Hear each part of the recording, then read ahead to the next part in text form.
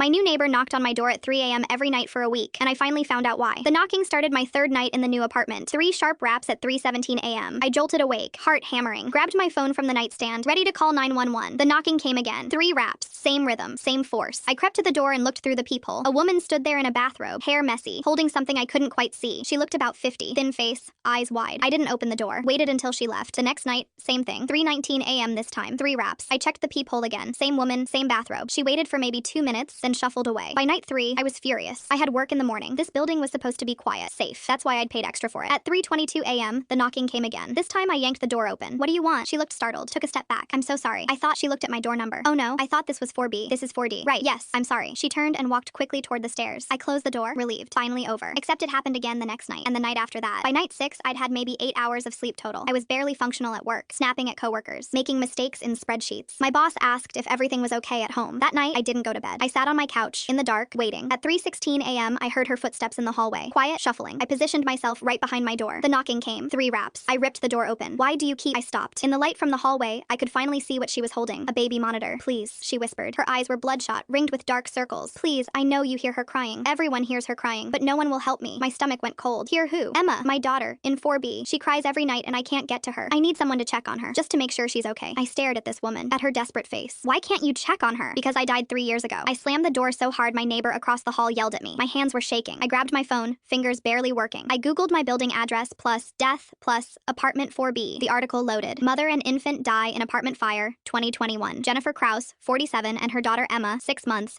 were found dead in apartment 4B after a faulty space heater caused a fire. Neighbors reported hearing a baby crying, but no one checked because they assumed someone else would. I looked at the photos. That was her, the woman in the bathrobe. No, this was insane. I was sleep deprived, hallucinating. The knocking came again, louder this time, desperate. I looked through the peephole. She was crying now, pressing her face against my door. Please just check on her. She's been crying for 3 years and no one will help. My whole body was shaking. This wasn't real. Couldn't be real. Then I heard it. Faint, but there. Through my bedroom wall. A baby crying. My legs moved before my brain caught up. I ran down the hallway to apartment 4B. The door was painted fresh, like it had just been renovated. I pressed my ear against it. The crying got louder. A baby screaming. I pounded on the door. Hello? Is someone in there? Footsteps. Heavy ones. The door opened. A man stood there, maybe 30, wearing pajama pants and an undershirt. Behind him, I could see moving boxes everywhere. Yeah? Is there a baby in there? He looked confused. What? No, it's just me. I moved in yesterday. But I hear crying. Oh. He laughed, relieved. That's my alarm. It's this app that plays baby sounds at increasing volumes until you get up and do a math problem to turn it off. Supposed to be really effective for heavy sleepers. He showed me his phone. A baby crying app. Volume on high. Sorry if it's loud. I'll turn it down. I stood in that hallway, staring at his phone. Baby monitor. 3 a.m. Crying sounds. The woman in the bathrobe was never there. I'd been sleep deprived for a week. Probably had some kind of breakdown and created an entire ghost story around my new neighbor's alarm. I went back to my apartment. Obviously no one was there. I finally got some sleep.